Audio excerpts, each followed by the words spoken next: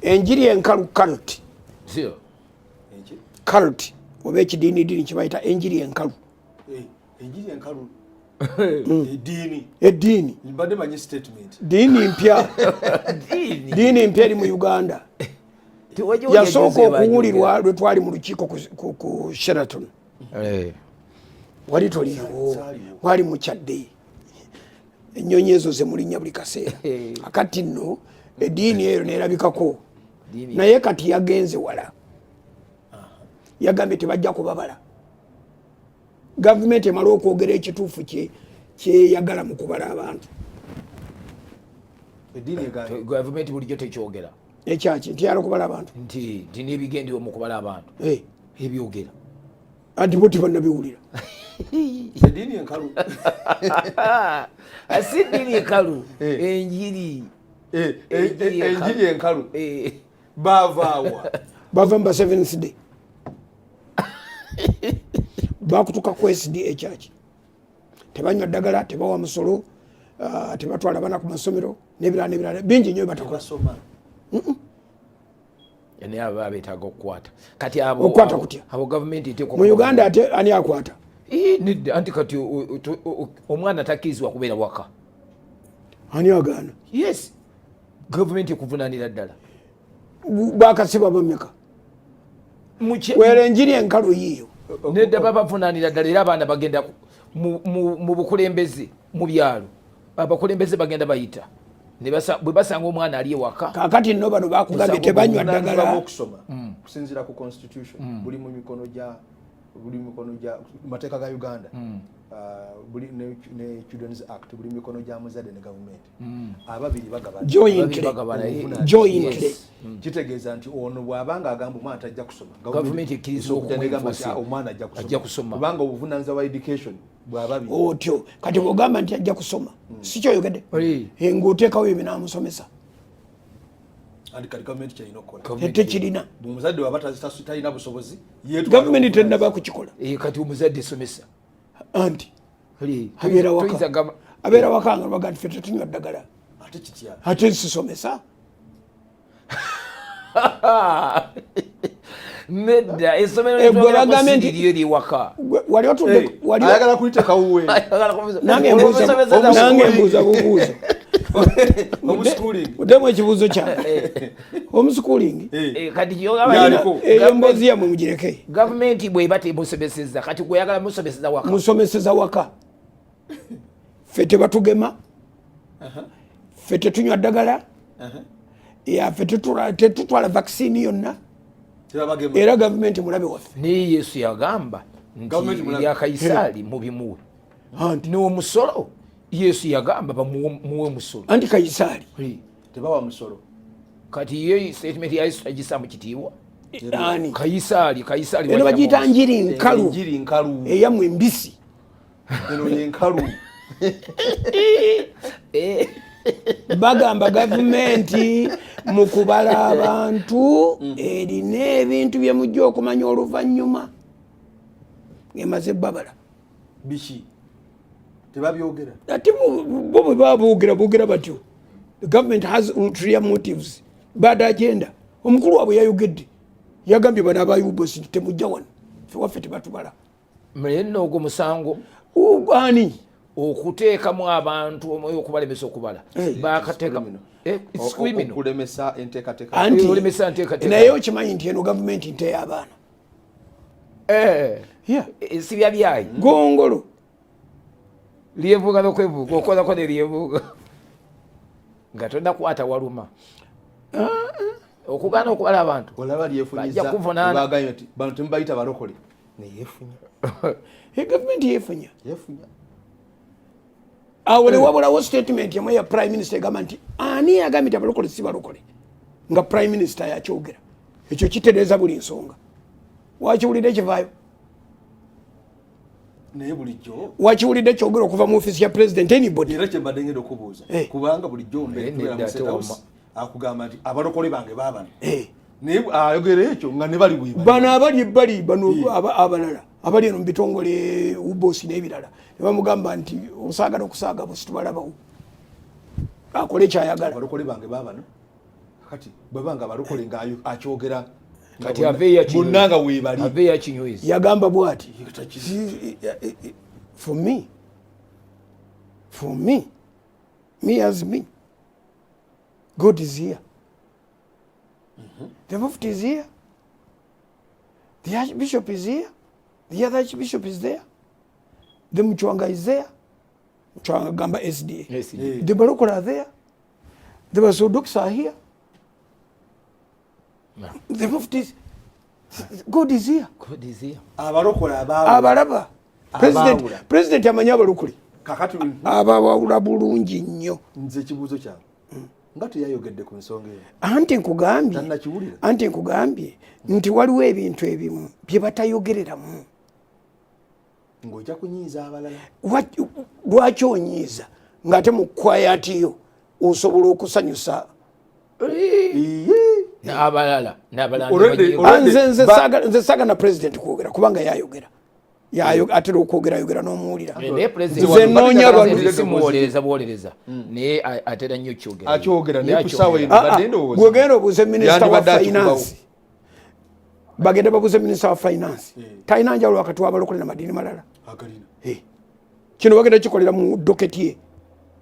babikolera mu doketi ye mubogerera ebyo ebyekijega kati n'abalokole bajeemye bagenda nti by the way ekigambo kikino wano the balokole know how many there ani bamubeereeyo bali ekyo kibalo kyammwe so si kya gavumenti yes kakati gwogamba banka yemanyi sente zange okusinga nze nga nyinza n'okuba na akawunti awala anti ne gavumenti ne banka eyagala okubeera olw'okwa bank account jenera mu abusa manyi eziriko bank account jenera mu DFCU manyi eziriko ate aba DFCU bayinza okuba nga tebazimanyi tomanyi ziriko kubanga oba oli awo n'ekiro kati oluka yateeseeko sente kati nze zange nzimanyi kakati naffe ng'abalokole we know how many we are mwe mumanyi yes ekyo kyo kituufu naye yo gavumenti temanyi kati n'abenjiri enkalu bali mu defiance bage nti mubanone mubasibe baje okusiba bo bali bameka wanje bali bameka i government eno buli cult egisamu ekitiibwa kubanga bayinza okubeera nga batwogeze ebyo baton anti goyinza okwogera wano nga gwe tubalaba erinnya we lifuukira enjiri enkalu buli muntu naaba nga agimanyi obiyita byakusaaga owobusobozi wano yali ki bakugamba nti bali bameka omuntu okuwangula akalu abeera 5 naki n'akalulu kamu kati njiri kalu talina kalulu kamu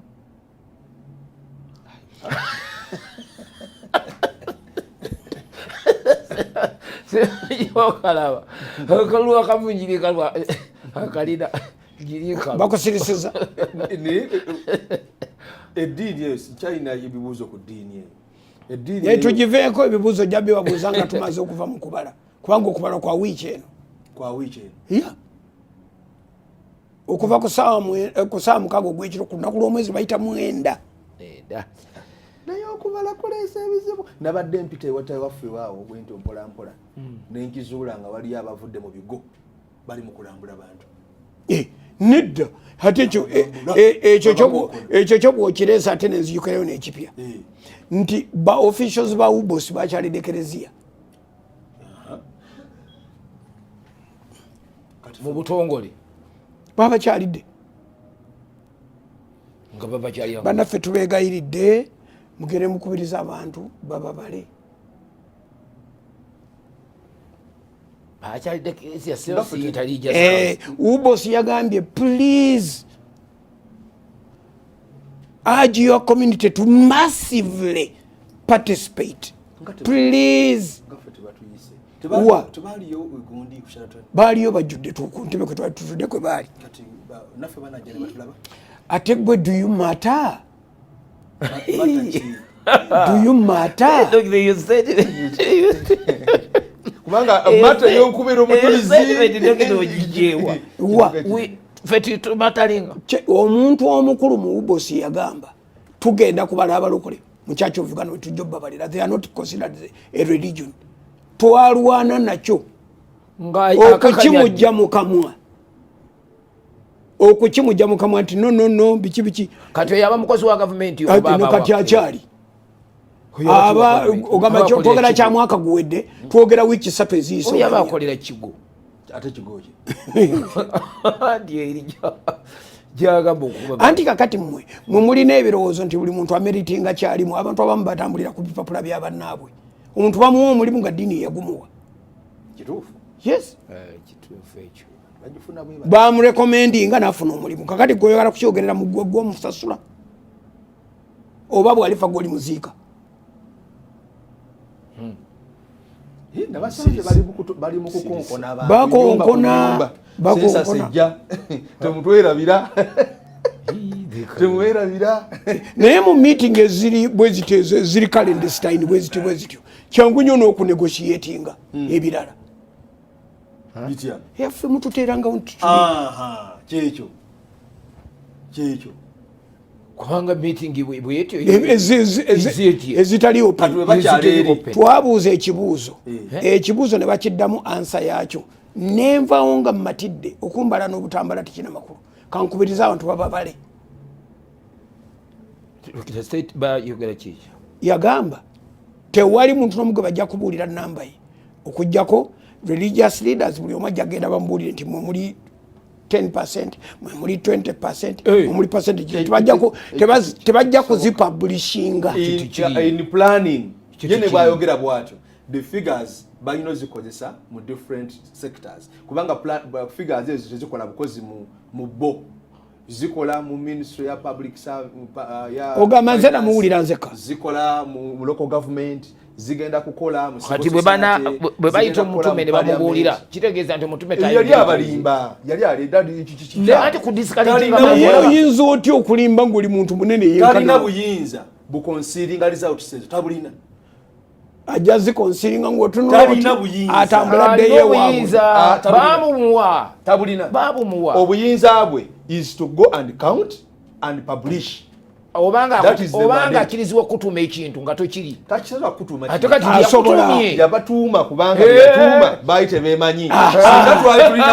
singa tulina lwaki bishop makumbi obigambo otye nedde nno omuntu ng'ali mu ofiisi ye abantu abali mu ofiisi ezo agamba kyenjogedde kubanga singa obadde okikoze bali singa batudde olukiiko ne president already ne ba cabinet nga abantu ba Pilato oli yagamba ekitakolebwa wano kyempandiise bali alina buyinza ba Pilato wano tumanyi authority gyevu odiringa na Pilato dokita akantu kazanya kuliko bone again abaki mu bracket kuliko abalokole omukulu yakugamba nti titugenda kukola ki kubikyusa ke kaliko kati kumpya fomu empya tebagiraga tekadde bakalaga era simanyi n'ennamba nti enebeera 15 enamba yeteekwa kuba 15 yeteekwa kubeera ate weetabira kitegeeza nti okukubala tekuli tekiki era kakati twogere bwetuti kati twogere bwetuti 15 kati enamba gye twatwogera ebyamanya mubiveeko twale namba 15 bwe bagikyusa tebasobola yenna gwe bagikyusiriza ajja kufuna ebizibu kubanga kyekintu kino dokita wulira bwe bagikyusa kakati enamba nekiwuka tudde tugeragera nti bagikyusiza bagifudde 14 ate abadde ku 14 bamutesa ku 15 kubanga yoli yakugamba nti numbering does not do what kati anti we wali omuzannya awe wali omuzannya coding yawe the system coding yawe anu ne yawe nti aba 7 sidde bagenda kuvaamu nga bali 31% ng'abalokole be ba 2% ati kisoboka anti yenze enamba zo kyanganyiza zezo gwe zogamba tezikola bo basamu ekitiibwa anti kyenkugamba enamba zo kyanganyiza n'ogamba nti eno yeno neno yeno kati tubakyusize kati enamba z'abalokole ziviirayo ku rekodi y'obu7 basiraamu ate akiwaanira oli gwalwanira kanso kyetugamba kyekino enamba eno bo gye basaamu ekitiibwa nga bo mu lulimi lwabwe olw'okubala nti gwe ne bwe batateekawo balokole bo ne bateekawo enamba bo gye basaamu ekitiibwa so tebayinza gikyusa eyo namba nanti yo yeyaabwe kati gweolina kumanya kyoli gweoli mulokole anti kati bagikuwadde ye 15 atanagikuwa bagikuwadde gamba bugambi nti bwona ogamba nti ndi mulokole oteeka okusitula amaaso n'olaba obanga 15 gyatiikiriza nze mwena mweraliikiridde kwe kugamba nti tokkirizibwa kutunula muki kutunula anti kati bali omwoyo guli ogw'okukweka ebibuuzo. It is my data. Ekyo si kibuuzo. It is my data. Nze date of age, date of birth. Byonna byange. Mukola mulimu ki? Oyina abaana bameka? Oyina TV? Byange. Nte kukola information yaba. Anti kakati nze nange ate ne ngamba. So how can you talk of privacy? Ngatenze. Can you deprive me from knowing myself? Bw'oggyeyo ebyamasimu kati nange nnonye essimu yange. Lwaki nze bw'omala okunziggyako data wange tombuuza nti ennamba y'essimu eriki? Era bagenda gikusaba. Kubanga baatugamba tebagenda kubuuza abantu ennamba zaabwe ez'essimu oba balina TV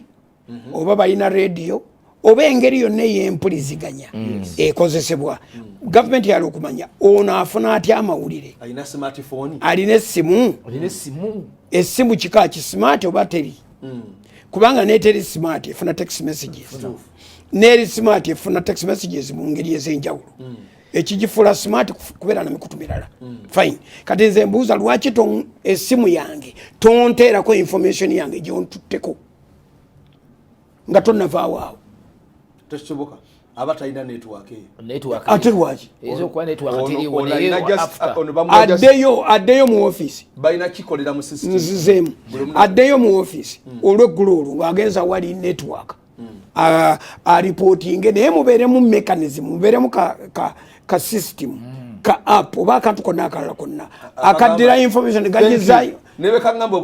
Thank you. You were part of the census in 2024. Your records are as below.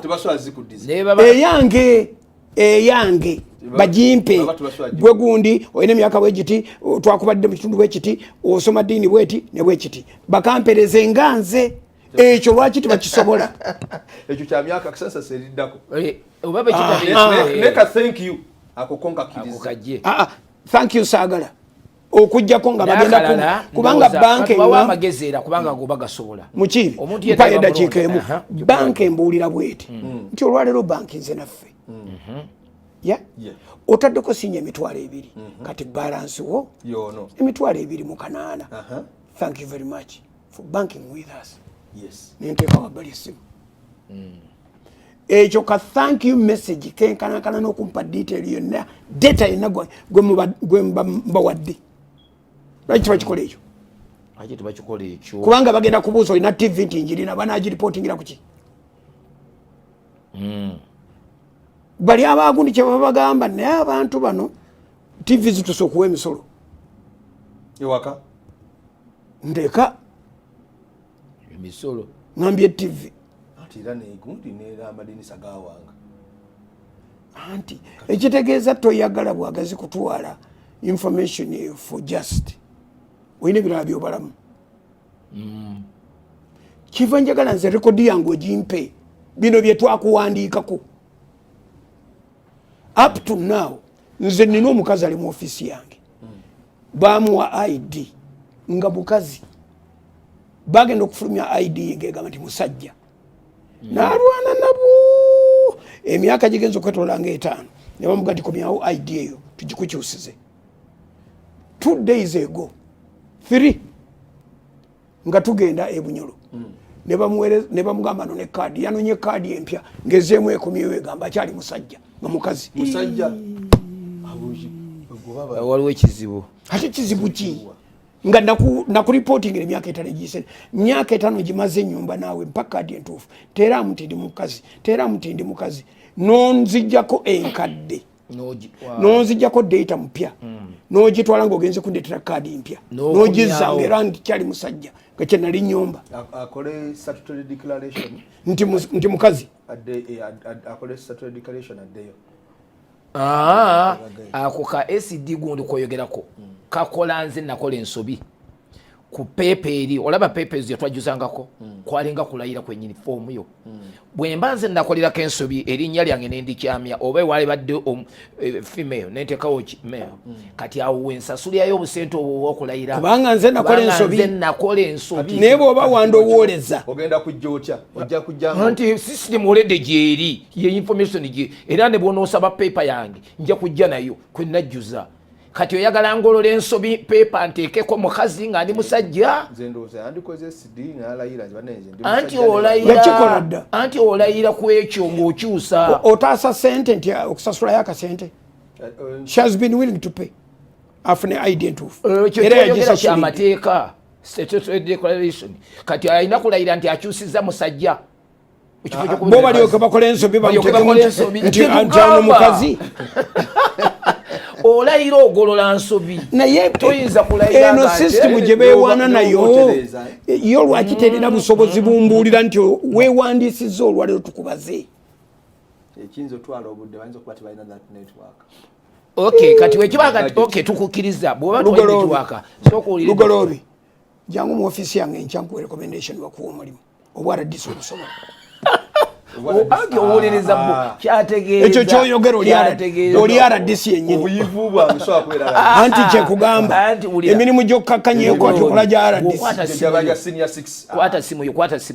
kwata simu yo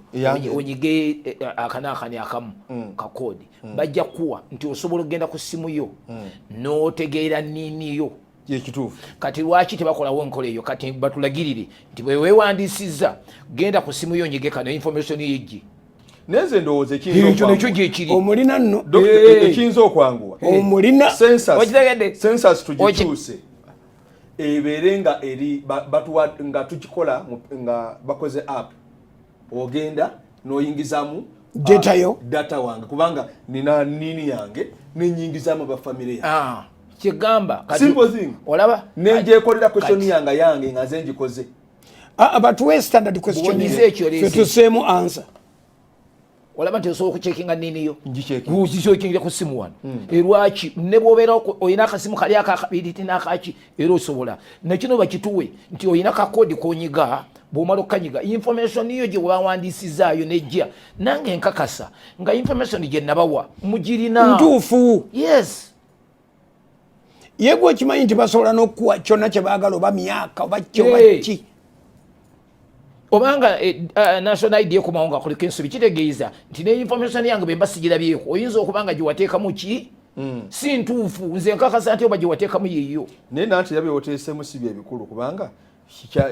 ate si bikulu ng'obibuuza bwe banga erinnya walisobezza si ensonga enkulu otuleze nnyo ebikya kati tukolese kati nawataddewo nze noŋŋamba nti ndi njiri nkalu ng'ate nze nagamba ndi mulokole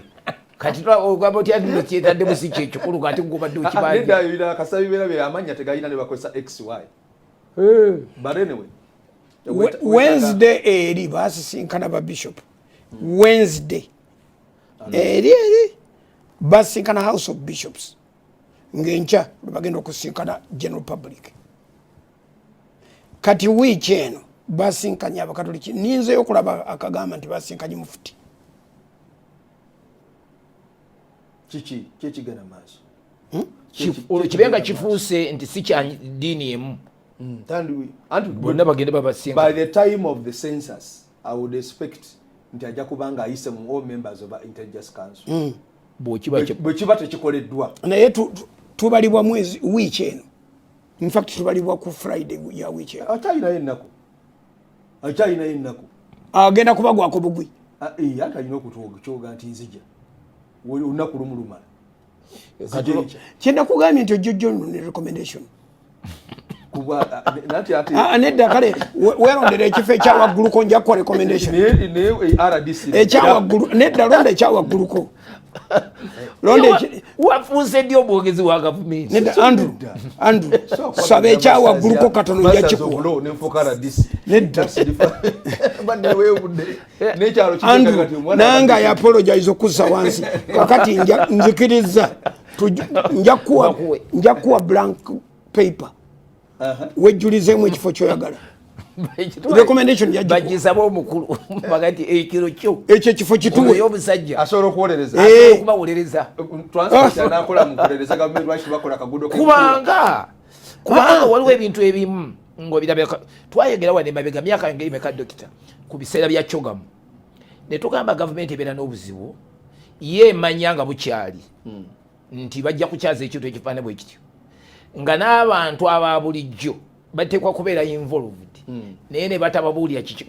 kigenda mu maaso kati oyogera ku kubala bantu naye wetwogerera kakati gavumenti yalebadde eddidde emikutu gyonna ng'egitaddeko abasomesa baazo bisasulira basomesa abantu ne wetwogerera olwaleero gwogambye nti foomu esobola okujja ng'ekyuse kubanga tewaliwo gavumenti kati weebidde nti abantu babe baga nti bannange abakatuliki muli ku namba 11 bannaye gavumenti tennayogera naye bagenda kubala position ya gavumenti yeyimirira naye kati abantu aboogera kati agenda kwogera ddi anti agenda kwogera ddi ng'abantu bamaze babala nanti bakugambye n'ennamba togyetaaga you just sent in mukatoliki bo bakebere bakunoonyezewo ennamba yetu kitegeeza onaawandiika waddembe okuyingizawo ennamba gyayagadde totunulayo era ne bagaa tojja tutunulayo okwo kulya mufu abannabuddu bagamba nti akatali kabbe amagumba osula mu mulyango embwa ze zigalonda enkoko yo embuzi yo eggumba lyonna lyomalako ennyama osuulaawo embwa nga eri kugirawo bw'omala okusomesa omuntu n'otegeera kati bino bidokita bibadde mwogera nga intelligence council singa assignment ebiryawo dda nti babawadde obuvunaanyizibwa obwo omulimu ogufaana bwe kuti mutandika okusomesa abantu mu nkola efaana bwetyo omuntu bw'omusomesa yeetwala yekka okumubala n'okubeerawo kubanga amanyi omugaso gwaki naye abantu bakyalina ebibuuzo ebigamba bwe batubala tugenda kufuna muki nakyalira omusajja tebamanyi busonga nakyalira omusajja mu kibuga Adelaide bamuyita Cliff yafa kati yali mukwano gwange nga lunaku lwakulonda 3 days zakulonda olunaku lwasooka twali busy jjo naye nafiya n'atagenda kuba kaluluke olunaku lwokubera agamba I must find time today or tomorrow omuzungu waga nti I must kitegeeza alina nebyajja okutta akati ku lunaku olusembayo olwokusatu final day buli bulubuteko kubanga bikubiddwa ku ddakiika ezo ng'ebola eddakiika nga 45 n'atuvuga kafumula mpawu agenda kukuba kalulu kati bwe yamala okakuba abadde mu tayimu biwedde kagenze nemuzze balimuga nti lwaki n'agamba it is a big civic duty for me to vote not only for top leadership the anyone wansi nvunaanyizibwa nga nze nteeka okulonda omukulembeze wange nemugamba akalulu kamu akako kabatalinga that much nagamba yeah and the nation will know that I didn't vote. How? They will know. Bamanyia ni nafi wantandi bade wekito article ye 17 anti de kati tewali wana record mwana gwe Andrew tewali wana record egamba nti Andrew litumbala tetwambala tebalina bakifuna kubanga tebamanyi gyoli system yaabwe tenabakwatagana nago bayita Andrew kubanga okubalibwa oba ekirala tekiri connected ku national identity yo otherwise olwali taddemu information gwani nze Andrew kubanga lwaki tebatubuuliza wali mu kwewandiisa gatufuna ID eddiini zaffe tebatubuuza bazibuuza mukwewandiisa kwaliko kati ate babuuza zaki mukwewandiisa byaliko bagende ku nini abamu baafa yes abamu baafa ezo rekodi eraffe twayigiza okukola nti omuntu bw'aba azaaliddwa bamuwandiisa bati omuntu bw'aba afudde bamuwandiisa bati eraffe tubuulire gavumenti ffeffe tuba tubarwaningira sisitemu zaabwe actually ku luli byali bisatu baleeta bisatu lumu kyenzijukidde ku foomu kwaliko Pentecostals stroke evangelical stroke born again okwo kwe kubala abantu mu kwewandiisa okwa national ID okwa national ID ku lupapula kwaliko obuntu busatu ku kifoomu kye baatuwa okujjuza kubajja information Pentecostal stroke evangelical stroke born again ate mu kubala abantu kyali Pentecostal stroke born again stroke evangelical bakityo ndoza nze kyekimu ebyo bisatu byaliko bibyaliko luli kakati no bali abenjiri enkalu kyava bagamba mujja bikolera walala siwane waffe ne babaga tujja basi wanagati bajene nyiriri bana bonyanga kulwa mukama waffe